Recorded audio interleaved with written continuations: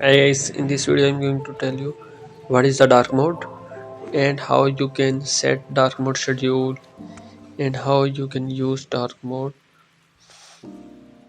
You have to open setting and search dark mode, or you open dark mode setting. You can turn on and off easily. You can also swipe off notification bar and turn on. Long click on dark mode to view its settings. You can turn on set custom time. It's make the dark mode schedule.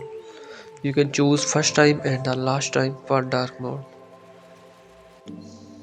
Okay, I set the schedule for dark mode.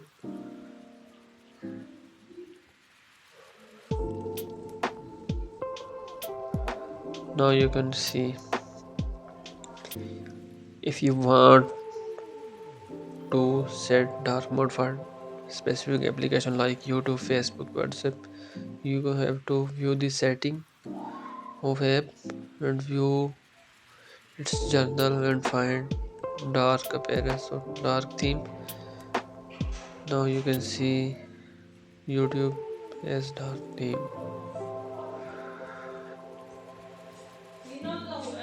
And for other application like Facebook, you have to turn on dark mode from settings. Like settings, you can see dark theme on. Okay, thanks for watching. Like and share my video.